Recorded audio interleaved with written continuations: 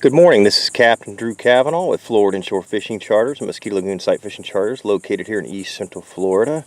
And it is July 2017 and this is my inshore and nearshore fishing report for this month. Let me tell you something, it is hot.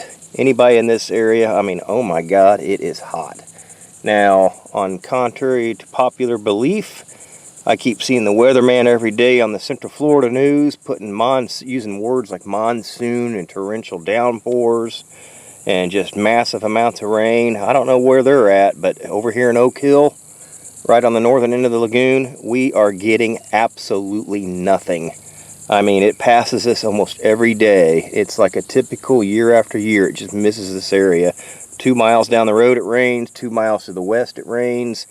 The north it rains, but it just misses this area. So for those of you thinking we're getting a lot of rain here, don't believe that.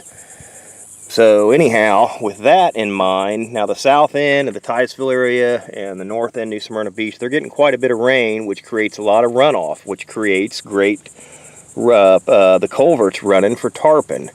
Those of you looking to go out there in the backcountry areas in the boat or on land, just look for some ditches and some runoff water and start casting to those pipes. And there's probably quite a bit of tarpon and snook hanging around that.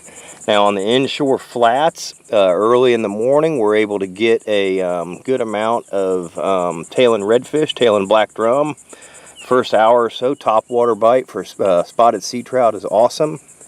And then after the sun comes up, just move on to the flats, start pushing around and looking for singles here and there.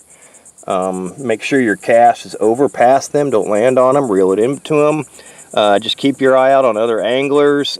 I've seen so many accounts this past few weeks where I'm pushing a flat and I'm heading in a direction, just somebody a few hundred yards in front of me, just get up in front of me and just start pushing. And I'm like, well, I guess it's just the norm nowadays. They just don't care or whatever, you know. I'm not sure about that. But try to give your anglers a big enough berth. I understand there's times that you must go by people or must get near them, which is fine.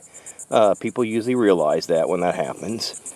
Other than that, the near shore stuff is awesome. We're starting to get into a lot of big jacks.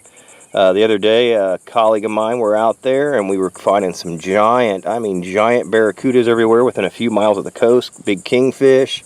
Some of the bottom fishing, good for mangrove snapper, a little mutton snapper, and some nice lane snapper, mixed in some grouper and stuff. Even saw a huge sunfish out there, which was pretty cool. Sucker was huge. As time goes by over the next few weeks, this cold water upwelling that we had should start to warm up and the tarpon should move back in along the coast there. If not, the inshore waters right now are 85, 86 degrees. So along the intercoastal waterway, a lot of nice tarpon. The next month or so, hopefully Oak Hill will get some rain here. My yard needs it, the ponds need it, as you can see. And other than that, everything should just continue to stay steady for the next 2-3 months up through September. You know, great tarpon time. We're starting to get into our peak right here.